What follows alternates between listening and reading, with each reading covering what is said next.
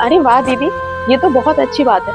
पर अरे दीदी, आपने तो कभी बताया नहीं कि आपके बेटे को बड़ी गाड़ी मिली है। पर तुम्हारी बहू को क्या मिला है? मेरी बहू को मेरी बहू को cooler, fridge, TV, washing machine, ये सारी चीजें नहीं मिली है फिर दीदी। तो कुछ बड़ा हाथ अरे लगा होगा। नहीं दीदी, मेरी बहू को तो अपने मायके से संस्कार लेके आई है। मैं तो अपने समधी से साफ साफ बोल रही थी कि मुझे ये सारी महंगी महंगी चीजें तो नहीं चाहिए, लेकिन हाँ, मुझे अपने बहू के अंदर संस्कार चाहिए, जो कि मेरी बहू अपने मायके से लेके आई है। घर को कैसे चलाना है, बड़ों से कैसे बात करना है, बड़े बूढ़ों की सेवा कैसे करनी है, ये सारी चीजें मेरी बहू के अंदर है। अच्छा चलो ठीक है, ठीक है, टाइम मिलेगा तो मैं जरूर आऊंगी। ठीक है।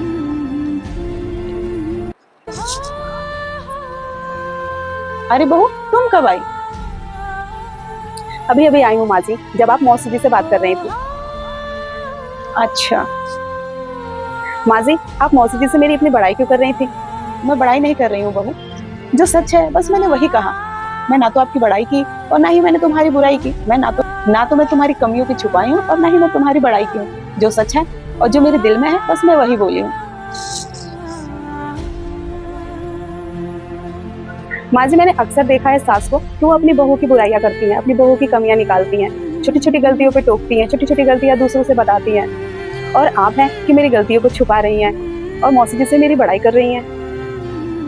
बहू, बेटा सुबह ऑफिस चला जाता है, बेटी की शादी कर दिया, वो ससुराल चली गई। पूरे दिन मुझे तुम्हारे साथ रहना है।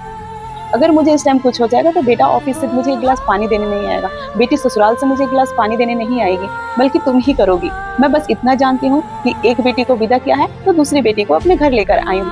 मुझे बहू और बेटी में कोई फर्क नहीं लगता है। सच बताओ माँ जी, तो आप बहुत अच्छी हैं। ठीक है, चलो खाना खा लेते हैं।